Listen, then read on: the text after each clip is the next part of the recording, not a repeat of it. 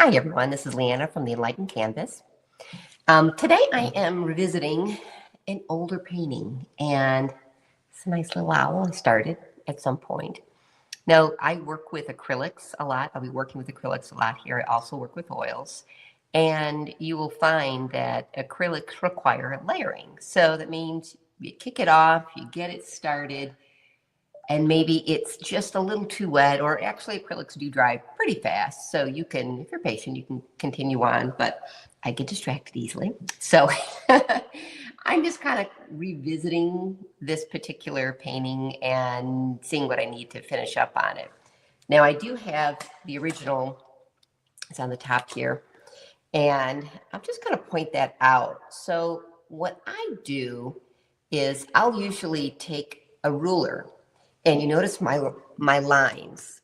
I go through and I will put lines where I'll line up the beak or line up the eyes or show lines where the body angles out to, where the head angles down to, especially when you're drawing a larger item and you want to make sure the feet end where they're supposed to end. And I do this for everything, and especially buildings. Buildings are very structured and they have to be so precise. So I extend those lines so they give me more visual reference when I'm actually drawing this out.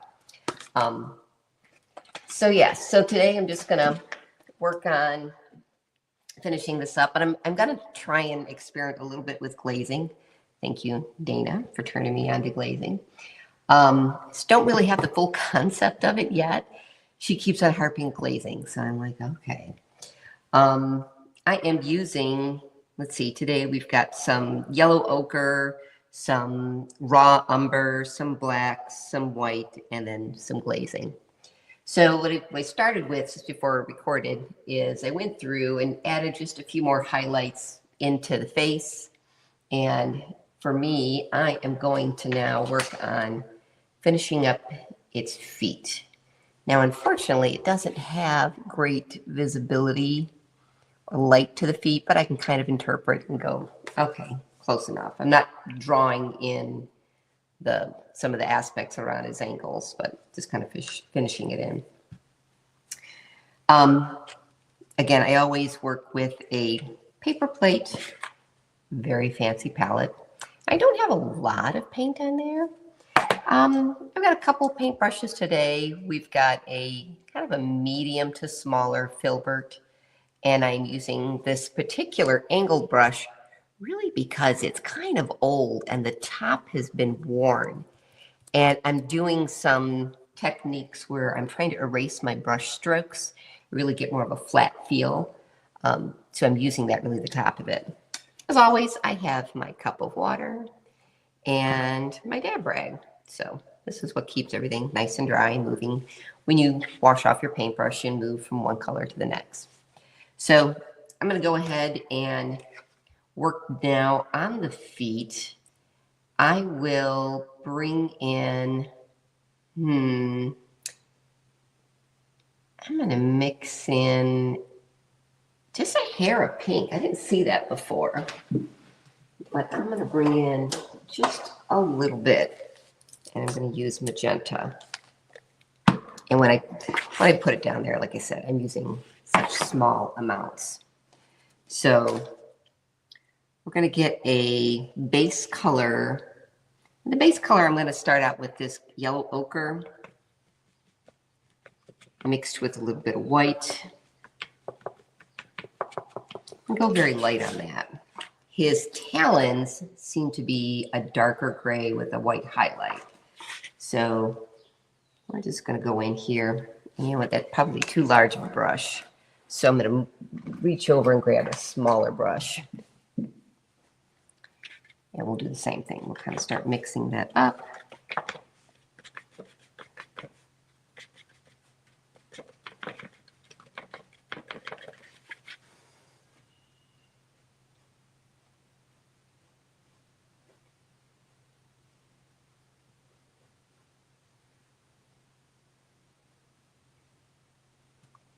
So I have about a million brushes, as probably every other artist does. You know, and folks have asked me, well, what's the right brush to use? And I always say it's whatever one feels good. You know, I'll turn something to the side and I go, oh, you know, I can get a certain technique when I do that.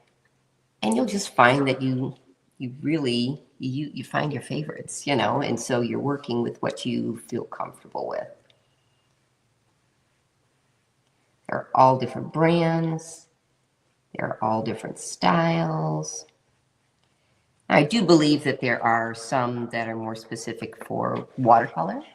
I really haven't got into watercolor yet, but it looks like it could be more beneficial in that technique, so I won't really speak to that.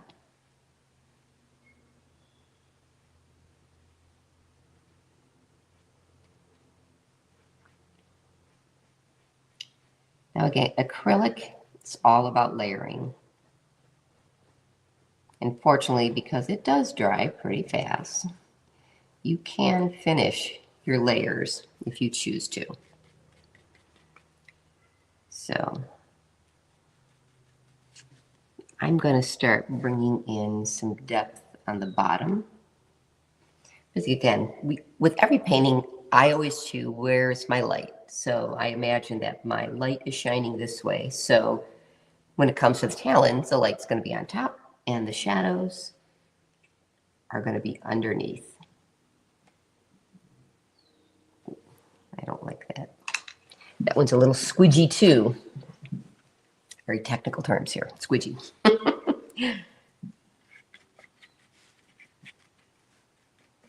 All right.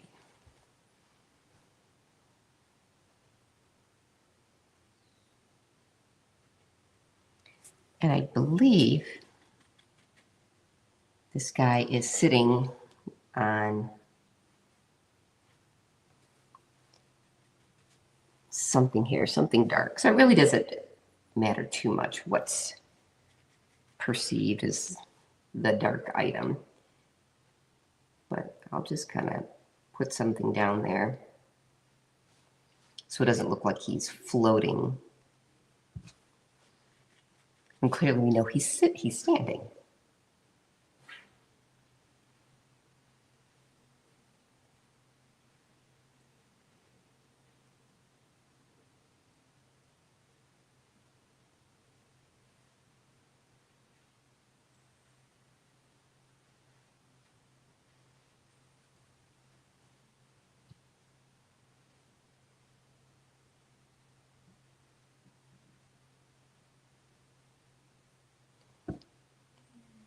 Now I am working on a canvas, and I always tell folks, if you are seeing too much dimpling coming through, that's your canvas telling you you need a little bit more paint. So everybody has a different hand, a different technique or style.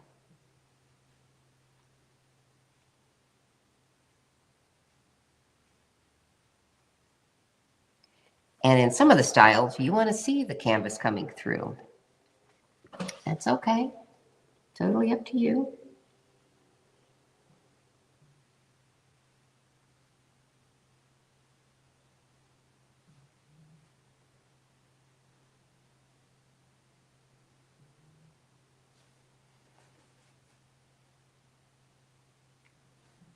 Now, part of this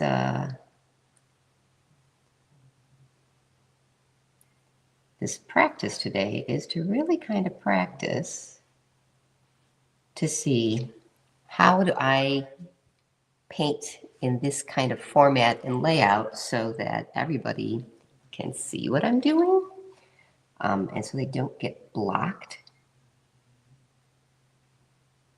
I have played with just every format possible. I really wanted to do like the picture-in-picture, but oh my gosh, I could not achieve a stable screen where the person, when they joined, or the second screen wouldn't stop waffling. I even tried direct internet connections, you name it, unsuccessful. So here we go. we're on a single screen because this works. You know what? At the end of the day, simplistic is probably the best approach.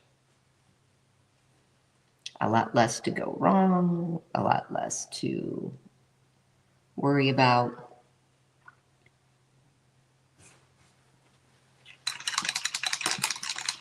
Now, when I clean off my brushes, I always kind of vigorously swish them through, then take them to the dab rag and dab them off. I'm going to go ahead and put black as the talons, even though it looks like a dark gray, because I'm going to immediately put some white over it, and that'll bring in our gray.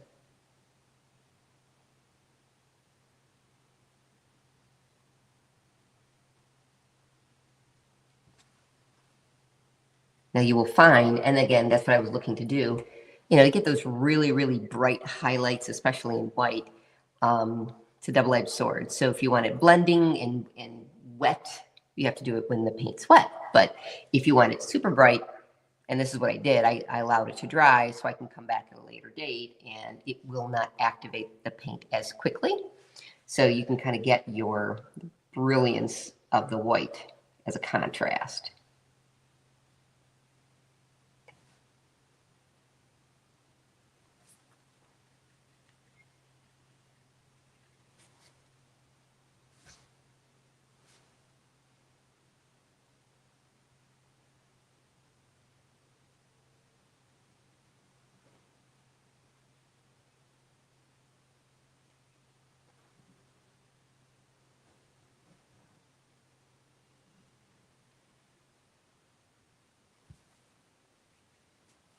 So I'm coming in with a little black under here.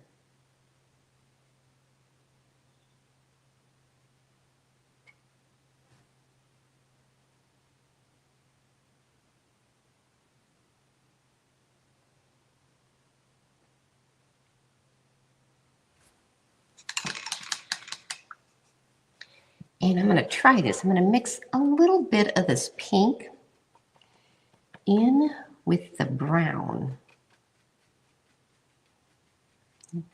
It's got this kind of, I would want to call it like a fleshy tone. So it's got a little bit of pink in there. Yeah, a little bit like that.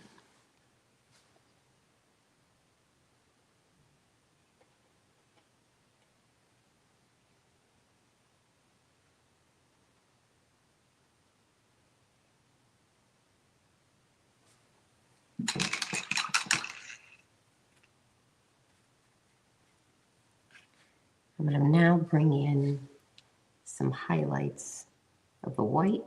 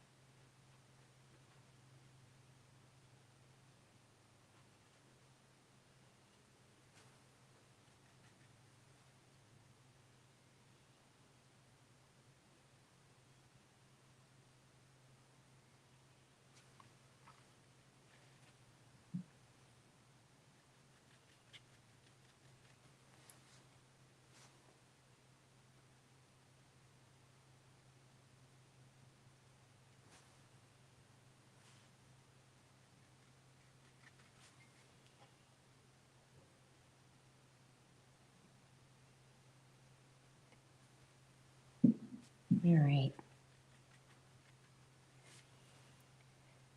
Just kind of going nondescript.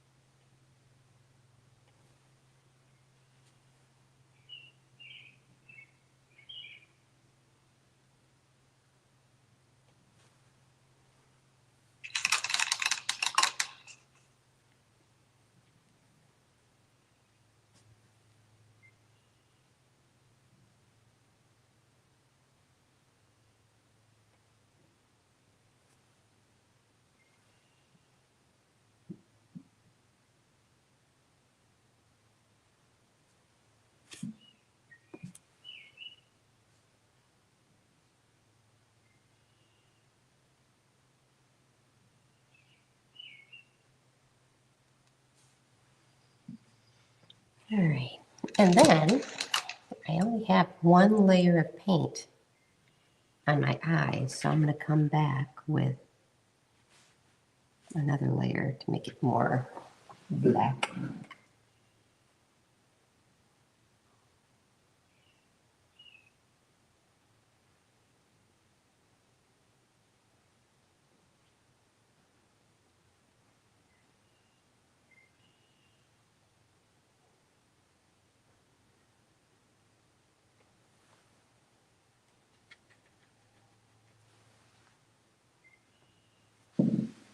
So I'm going to turn this just a little bit more to me so I can look at this dead on.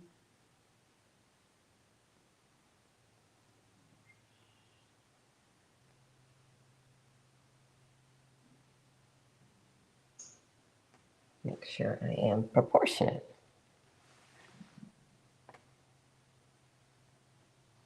And the nice thing about acrylic is that you can fix just about everything.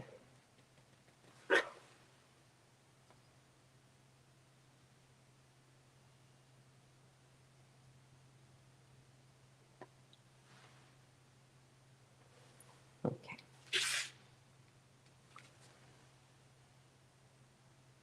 All right.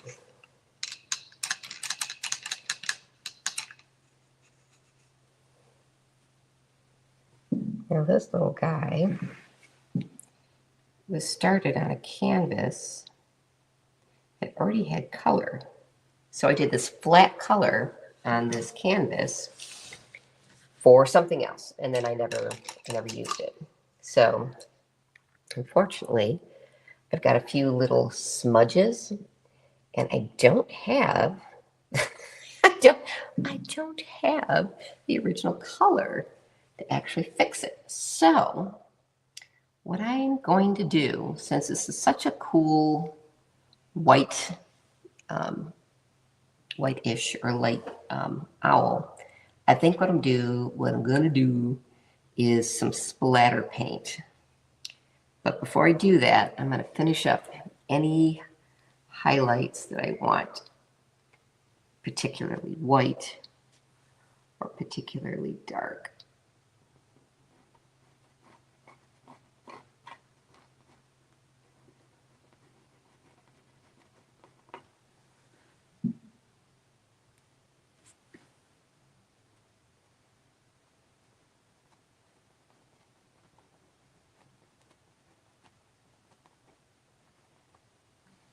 Just kind of giving it some brilliance.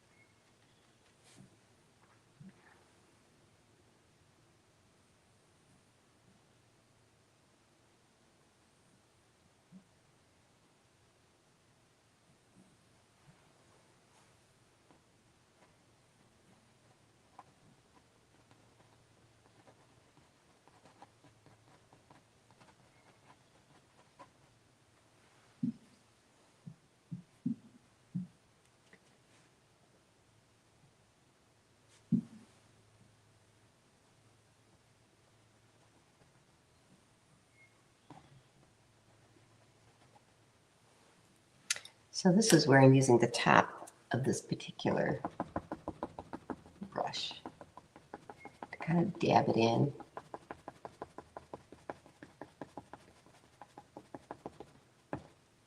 So kind of erasing my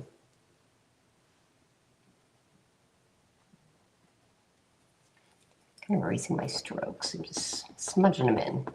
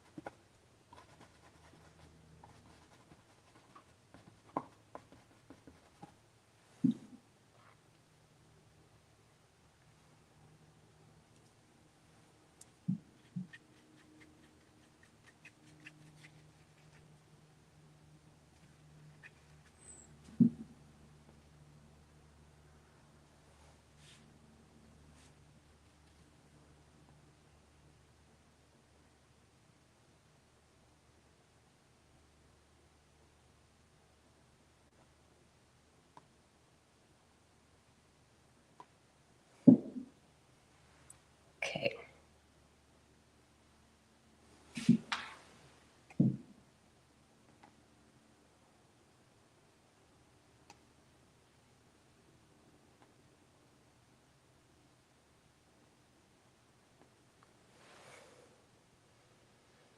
That looks good.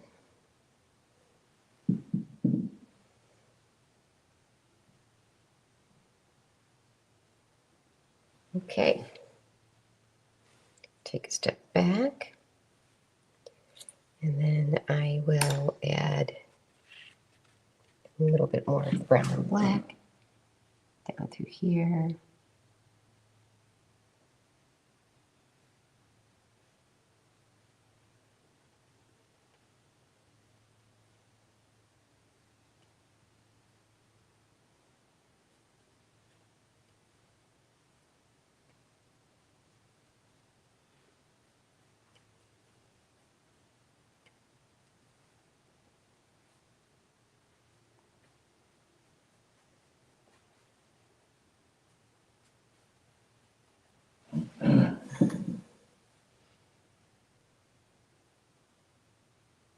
Okay. I think it looks good. All right. Now here's the scary part. Well, first and foremost, I am going to sign this. Get a smaller one. Use a little teeny tiny one, like that. And grab a little bit of the brown and the black.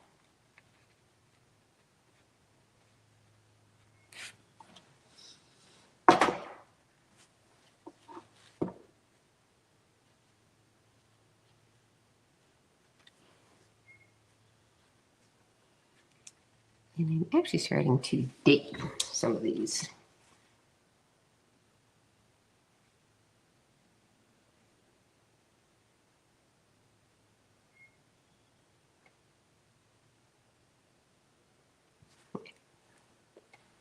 So we're in. We're good. We're done. Looks good. Now, I'm going to take this down and I'm going to splatter paint it.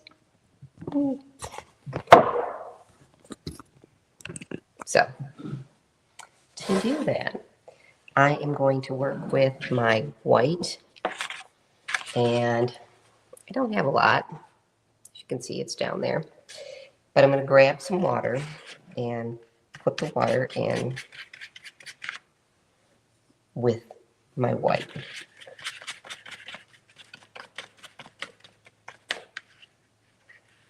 And I want to liquefy it enough so that it will splatter. Now it's very important that you go ahead and put the painting flat down so that if you did it while it was sitting on the easel, it would probably drip immediately because it's still moist. So I'm going to go ahead, tip this down so you can kind of see the process. I'm going to go through kind of at a higher level.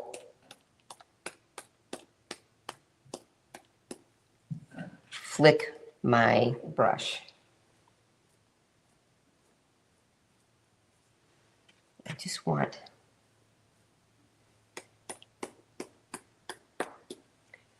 some, I don't want a lot, but I want it enough that it feels like it's winter.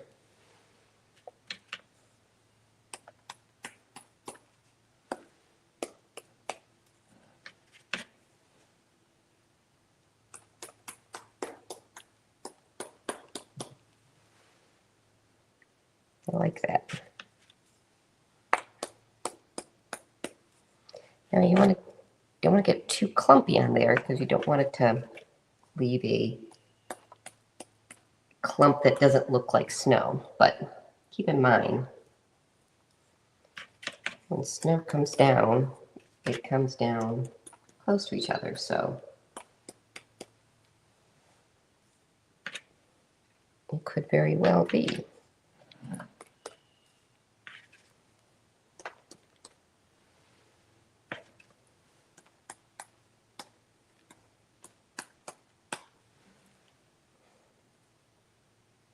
I like that. Okay. Now, got paint all over me, so I'm going to go clean. Thanks so much and tune in for more.